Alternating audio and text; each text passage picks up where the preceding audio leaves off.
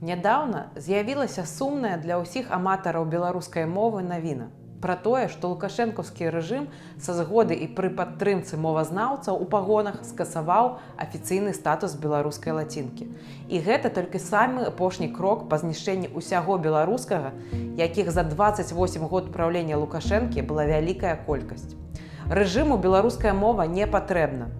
Ён ёй не карыстаецца і ненавідзіць яе. Пра тое, як у Беларусі дыскрымінуецца беларуская мова, мы распавядзем у нашым сённяшнім выпуску.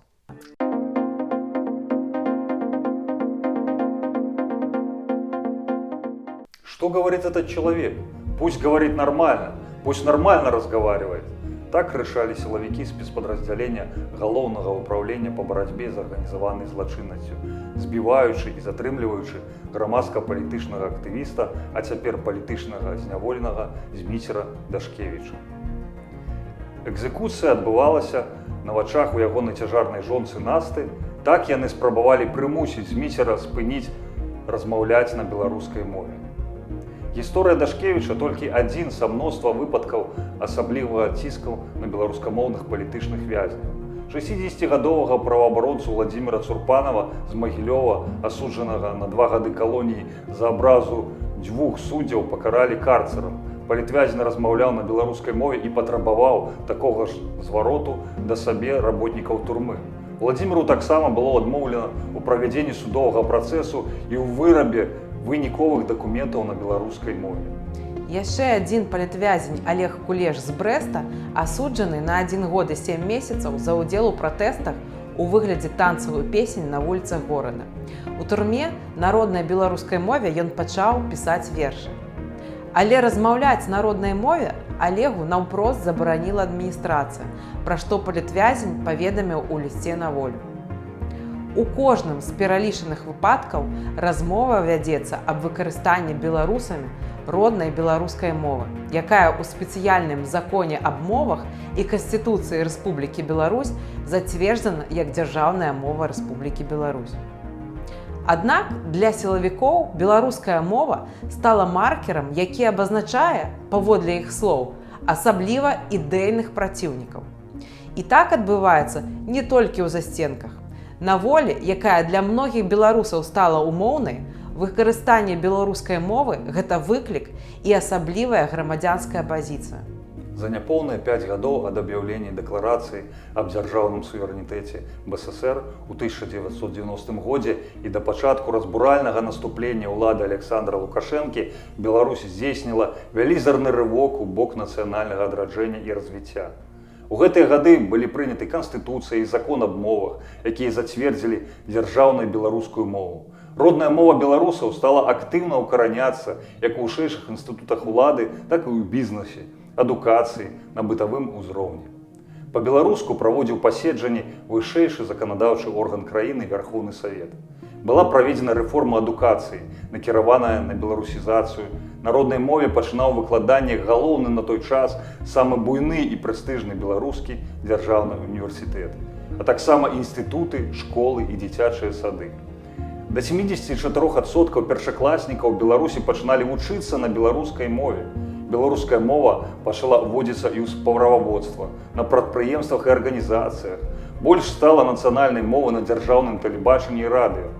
А кніг на беларускай мове за 4 гады было надрукавана больш, чым за 4 папярэднія дзесяцігоддзі. Аднак менш як праз год пасля прыходу да ўлады працэс беларусізацыі Лукашенка спыніў. І ў маі 1995 года ён ініцыяваў рэферэндум, які замяніў галоўныя дзяржаўныя сімвалы. Бел-чырвона-белы сцяг і герб пагоня на цяперашні паўсавецкі герб і чырвона-зялёны сцяг.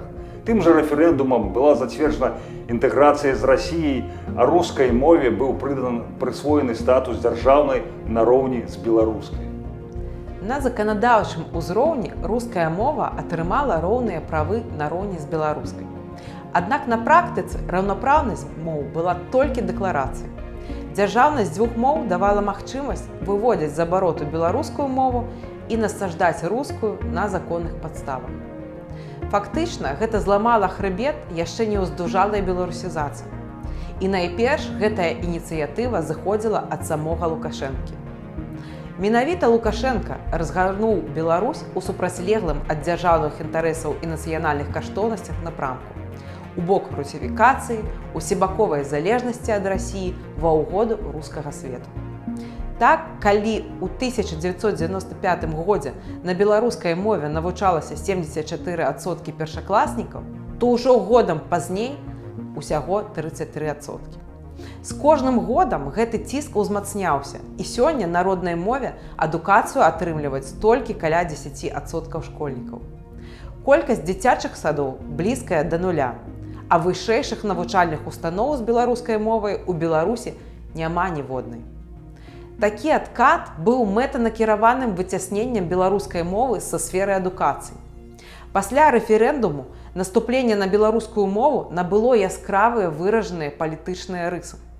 Відавочнай была і мэта – канчатковае выцясненне беларускай мовы з усіх сфер афіцыйнага дзяржаўнага ладу. Паўнамаштабны адкат адбыўся і ва ўсіх іншых сферах дзяржаўнага ладу. Беларуская мова выцяснялася адусюль. Сёння толькі 3% дзяржаўных актаў прымаюцца на нацыянальнай мове. Ад агульнага тыражу выдаецца ўсяго 10% кніг. З амаль 1160 выданняў беларускую мову выкарыстоўваюць каля 120. Калі ў 1999 годзе падчас перапісу беларускую мову назвалі роднай 85% жыхароў, то праз 10 гадоў ужо 61. А размаўляюць на роднай мове ў штодзённасці і таго менш, толькі 28% беларусаў. Доля беларускай мовы на нацыянальным тэлебачанні нікчэмна. На беларускай мове зусім не выпускаюцца мастацкія фільмы. Арганізацыя Аб'яднаных Нацый у 2009 годзе назвала беларускую мову пад пагрозай знікнення.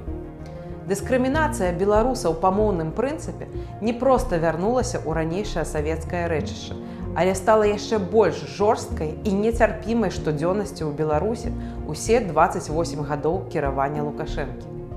Беларуская актывістка і прадстаўніца ініцыятывы «Умовы для мовы» Аліна Нагорная выпусціла кнігу «Мова 404», дзе выклала факты дыскрымінацыі беларусаў за беларускую мову. Вось толькі некаторыя вытрымкі з кнігі. Я ўзяў экзаменацыйны білет, падрыхтаваўся, сеў і пачаў адказваць на беларускай мове. На другой прапанове выкладчык мяне патрабавальна спыніў. Не-не-не, па-беларуску адказваць вы не будзеце. Аднойчы настаўніца матэматыкі ўбачыла, што я напісала словы «кантрольная праца» па-беларуску і пачала на мяне крычаць. А што, калі якая-небудзь праверка прыйдзе і ўбачыць, што напісана па-беларуску?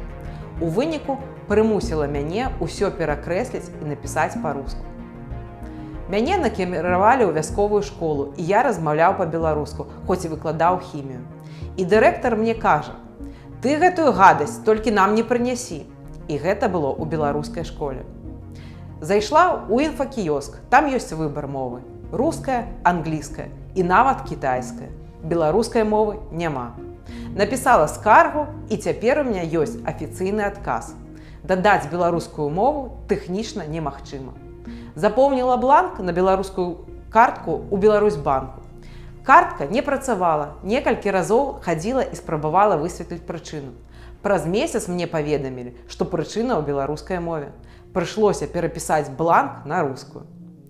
Дзесяткі такіх прыкладаў можа прывесці кожны беларус, як аднойчы спрабаваў размаўляць на сваёй радзіме, на сваёй роднай беларускай мове.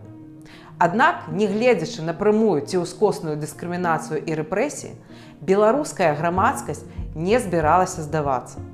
Таварыства беларускай мовы імя Францішка Скарыны, «Не маўчы па-беларуску», «Мова на нова», «Будзьма», дзесяткі ініцыятыў і арганізацый змагаліся за беларускую мову з боку беларускага грамадства. Большасць з іх ліквідавана пасля пратэстаў 2020 года. Такая сітуацыя з беларускай мовай склалася таму, што мы дазволілі моўнай дыскрымінацыі быць. Расійская мова ў Беларусі вынік шматгадовага гвалту над нашай культурай. У нашай краіне трэба абараняць свае правы, асабліва права на беларускую мову, бо гісторыя паказвае, што без яе не будзе свабоды. Чалавеку свая мова патрэбна, каб адчуваць сябе больш годна, каб адчуваць глебу пад нагамі, ганарыцца месцам, адкуль паходзіш. Беларуская мова неабходна, каб Беларусь была незалежнай краінай. Подписывайтесь на наш канал и падтрымайце нашу працу на Патреоне па спасылцы ў апісанні да гэтага відэа.